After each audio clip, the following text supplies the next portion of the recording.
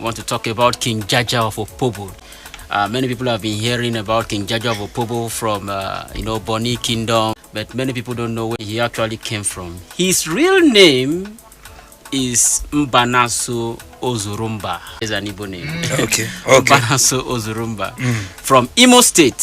Whoa. He was born in the year 1821. The identity of his parents are not actually known up till today. It was during the time of the slave trade. And so before crude oil, it was palm oil. There was a time when the European invaders and black slave raiders, there was a time people were scavenging for black slaves. The way Babambola go from place to place looking for iron and steel and everything, there were time people were going from community to community looking for black slaves. There was a time in Igbo land was like a catchment area, and they started going in the 1880s when the Europeans now faced that site, and they were now scavenging for slaves in exchange for firearms, tobacco, bullets. And so the black slave traders were invading different regions and were selling people, especially the Igbos. That time when they faced Igbo, they finished them, they enter Ibibio, they enter this side. That's how they were doing. So this time, why King Jaja of Opobo was kidnapped was because that time the catchment area was on Igbo land. So they went to Imo State, they kidnapped him when he was very, very small.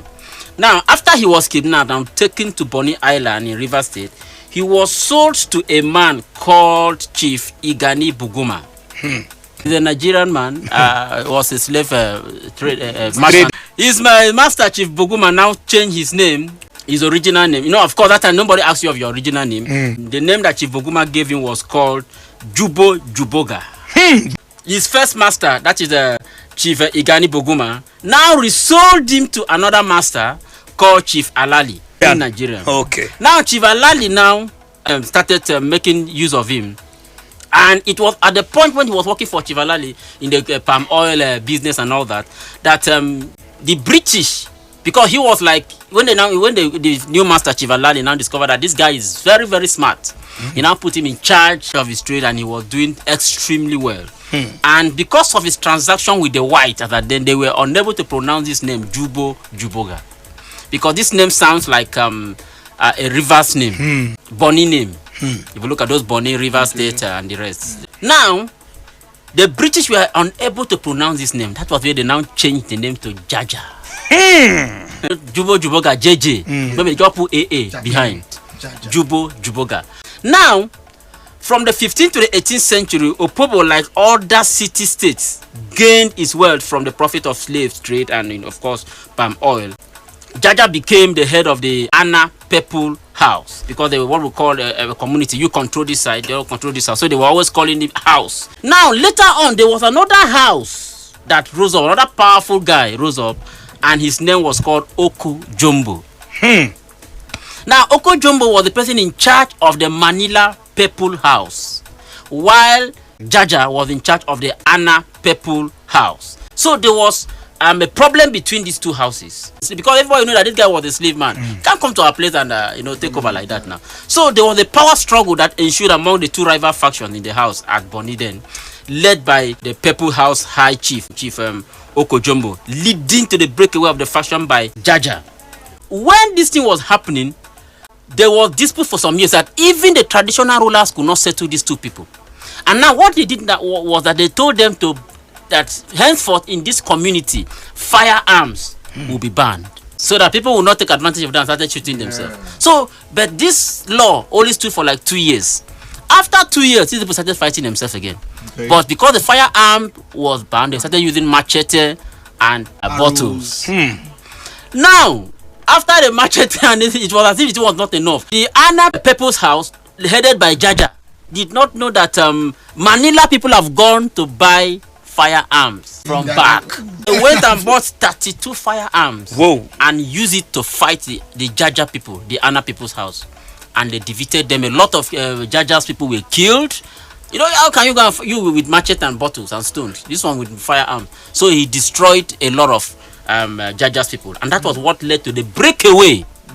So Jaja had no choice than to break away. He retreated, took a few of his people, and now left to where they called this new place, and now called this place Opobo.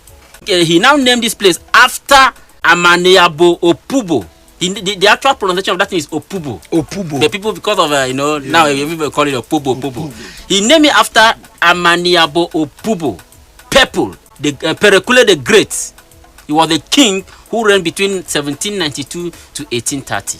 Apart from that, the name Opobo means big person, because actually King Jaja of Opobo was a proud man. It's an Ijaw word. He also named that place big town or big city. That okay, since people have driven me from that place, I am naming this place Opobo, which means this place also a big city. And out of the 18 homes, he was able to be in control of 14 of what was formerly known as the Ebony 18 House of Trade. Out of the 18 House of Trade, he took over 14 to show you how powerful and how dominating he can be. Now, what happened was that he now blocked traders from trading directly. You know this middleman thing. This what we have in crude oil now. They call it the marketers. Marketers, yes. They used to have it in crude in palm oil then. So he stopped marketers. No middleman. You trade with me direct, and that is it. So anybody that traded the middleman to the white, you arrest you. The whites come to me direct. So the reason why he did that was that the whites, the Europeans, came to monopolize it. So he said, "Oga, me I be indigenous, a citizen. So I should be the one to monopolize this thing." He stopped the white from monopolizing it, and the white now conspired against him and said, "Okay, let's see how it works."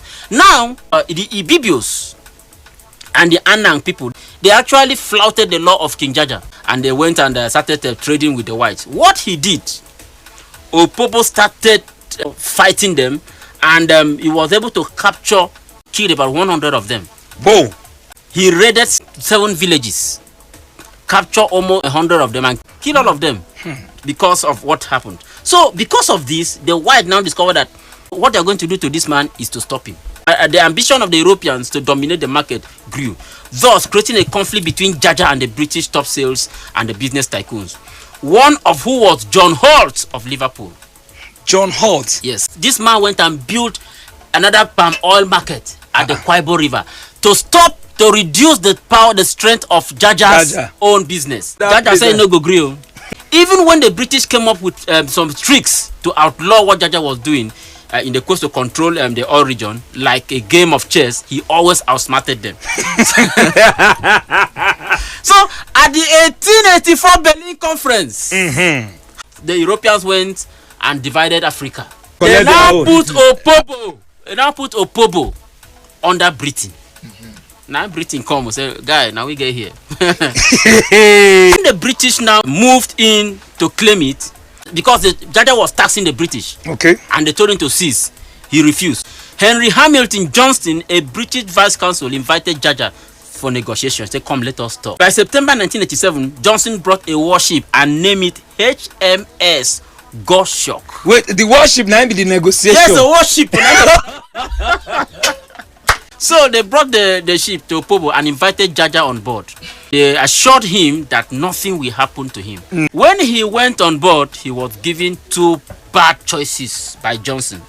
One was that if he would not allow the European access, he could go back and face immediate bombardment from the Europeans. So it's either you allow this thing work, or we bombard you, or you go into exile. So Jaja, being a man of strong value and principle, chose not to back down. The British arrested him and tried him and sent him to the damn Gold Coast, which is now Ghana. And they tried him there. Then took him to London for some time, where he met Queen Victoria. It was the time when Queen Victoria was fighting a particular battle. Jaja sent his military to go and assist Queen Victoria for the battle. So when they now sent Jaja to Queen Victoria, Jaja now thought that, okay, because I helped this woman once, so they will help me. So while they were talking, before he knew, so no one knows what transpired between him and Queen Victoria, but after some time, he was finally deported to the West Indies. While in exile in the Caribbean, his presence was alleged to be the cause of an immense civil unrest among the people of Barbados. The people of Barbados, mostly the people of African or Nigerian descent, heard a rumor that an African king was being captured and is now on his way to the island. So everybody call ready for they said, "Nalayo, you can't disgrace us and disgrace our king." They all rallied themselves together to give him a befitting reception. Whoa! Everybody came out of the sugarcane farm. Whoa! We want to see our king. It disturbed. Home and away. But why they not fit kill him? There are people you can't kill. Hey, fighters. There are people that if you kill, there will be anarchy. That's true. People are ready to die for him. I know you both know. They know. Continue. They all rallied themselves together and gave him a befitting reception. It was quite an interesting episode of his life in Barbados. The British brought him and wanted to try him in the island of his crime, but it was not possible. The people stood there. They Scatter from everywhere. Friday night. They did service there. Saturday and Sunday morning. People wanted to go to church. They don't go to church. They did the service at the coast of that river. So the next day, which was a Sunday, the people of the island held their church service on the water side, right by the ship. Jaja was seen looking through this the service goes on from the ship. Before the service was over, he came out and there was a loud cry among the women welcoming him, a king from their ancestral motherland. The crowd went hysterical. The British feared that they may plan an escape for him, got their bags and sailed him back to St. Vincent. They say no, we can't keep this one. He was moved around from one place to the other, you know, trying to look for a way to hide him, for where no way. People were rebelling everywhere. Now, the name Jaja too. In Barbados, the name Jaja also means somebody who is proud.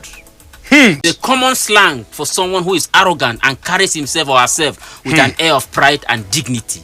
Coined after the way the King Jaja himself, the thing called match. The way King Jaja self they carry himself. So in 1891, Jaja was granted permission to return to Opobo. But they said if this man go back, this thing will be worse. They now poisoned his tea. And he drank. And he died. Now when he died, instead of them to bring his corpse to come and bury in his fatherland, they took him to a place called Tenerife. That place is around France today. So when they buried him there was still an outcry. There was problem and protest that we want the body of our king. So after several years, they still went and exhumed his body and brought him back to his land and buried him. And that was where there was peace. And he was buried behind the shrine of Amaya Nabo of Opobo, the man he named that place after. Wow. All right. An amazing one.